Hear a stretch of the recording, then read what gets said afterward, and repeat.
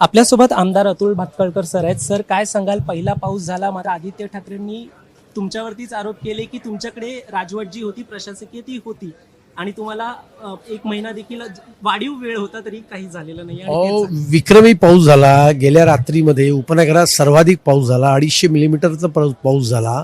तरी आज मुंबईच्या लोकल चालू आहेत, मुंबईचे रस्ते चालू आहेत. आम्ही वेळेमध्ये विधानसभेत आलो, विधानसभा चालू आहे. हेच त्यांच्या पोटात दुखतंय, कारण त्यांना 9 इंचाचा ढग दिसला होता त्यांच्या वडिलांना.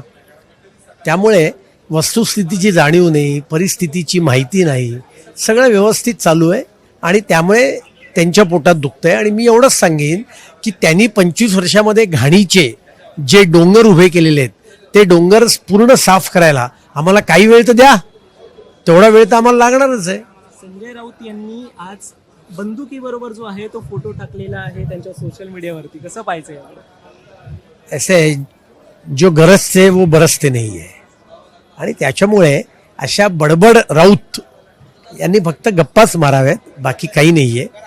तुरुंगात गेल्यानंतर एक दिवस त्यांना 1 वर्षासारखा वाटला होता, एवढं त्यांनी लक्षात ठेवावं. एकंदरीत अगोदर त्यांनी 15 कोटीचे खासदारांवरती आरोप केले, नंतर ते 50 कोटीवरती गेले. आता एक दिवसापूर्वी ट्विट केल्या 85 कोटीचा त्यांनी खासदारांचे जे आरोप झाले. नाही, माझी तर आपल्या माध्यमातून मागणी आहे ईडीकडे की त्यांनी राऊतांची चौकशी करावी आणि राऊतांकडनं जी काही माहिती आहे ती राऊतांना ही माहिती कुठून मिळाली, राऊतांना हे कसं कळलं, याची ईडीने चौकशी करावी अशी मी मागणी करतो.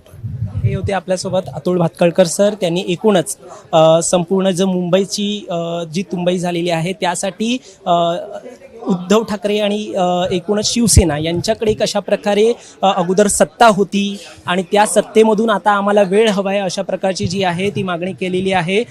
याशिवाय संजय राऊत यांच्या देखील सोशल मीडिया पोस्टवरती जो बंदुकीचा फोटो दिसला होता त्यावर त्यांनी वक्तव्य केलेलं आहे. आता पाहण्यासारखं असेल पुढचे जे अधिवेशन काळ आहे त्यामध्ये कोणते मुद्दे गाजतायत, असे अपडेट जे आहे ते आम्ही तुमच्यासाठी घेऊन येतोय. त्यामुळे आमच्या चॅनलला सबस्क्राईब करायला विसरू नका. धन्यवाद.